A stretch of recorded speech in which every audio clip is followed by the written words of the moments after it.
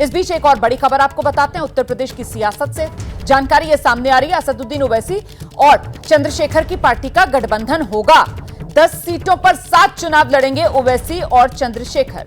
Seat sharing फॉर्मूले को लेकर बातचीत अंतिम दौर में पहुंच गई है। कभी भी गठबंधन का औपचारिक ऐलान हो सकता है।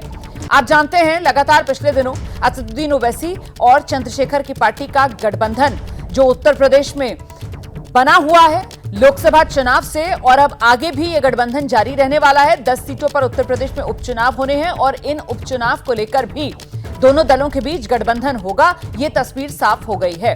वहीं गौर करने वाली बात यह भी है कि हरियाणा में जो विधानसभा चुनाव हो रहे हैं उसमें चंद्रशेखर की पार्टी ने हरियाणा में जेजेपी के साथ गठबंधन कर रखा है। हरियाणा विधानसभा चुनाव में चंद्रशेखर की पार्टी आजाद समाज पार्टी जननायक जनता पार्टी के साथ गठबंधन में है, और उत्तर प्रदेश विधानसभा चुनाव में चंद्रशेखर की पार्टी आजाद समाज पार्टी एक बार फिर एआईएमआईएम के साथ गठबंधन करने की तैयारी में है, जहां दोनों दल मिलकर उत्तर प्रदेश में होने वाले 10 उपचुनाव में एक साथ हुंकार भरेंगे। सीधे आपको लेकर चलेंगे, हमारे साथ हमारे सहयोगी सनुज शर्मा इस वक्त मौजूद है। सनुज, मतलब लोकसभा चुनाव में जो साथ आए थे, अब उपचुनाव में भी वो साथ बरकरार रहने वाला है असदुद्दीन ओवैसी और चंद्रशेखर का?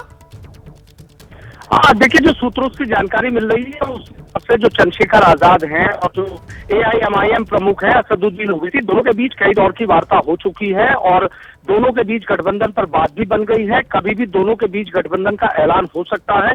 और सबसे बड़ी बात यह है कि जो यूपी विधानसभा में 10 सीटों पर उपचुनाव होना है, दोनों ही पार्टी मिलकर चुनाव लड़ेंगी। बड़ी बड़ी रैलियां होंगी, हेलीकॉप्टर से दोनों नेता जाएंगे और बड़ी रैलियां करेंगे। सबसे बड़ी बात यह है कि देखिए, जो उपचुनाव में ये लोग गठबंधन करने जा रहे हैं, इस गठबंधन को के तौर पर दोनों देख रहे हैं और नजर ही 27 पर है।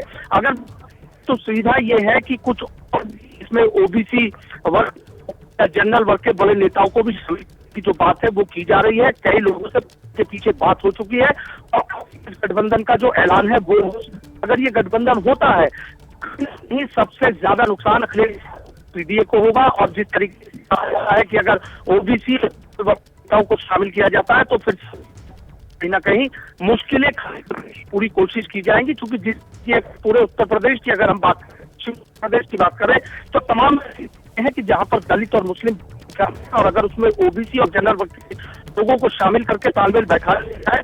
महत्वपूर्ण जानकारी आप दे रहे हैं सनुज। मैं दोबारा आपसे बात करने की कोशिश करती हूं, तब आप अपनी बात पूरी कीजिएगा। फिलहाल कुछ तकनीकी दिक्कत आ रही है, आपकी आवाज साफ नहीं आ रही है। वाकई में गेम चेंजर तो हो सकता है उत्तर प्रदेश की सियासत में।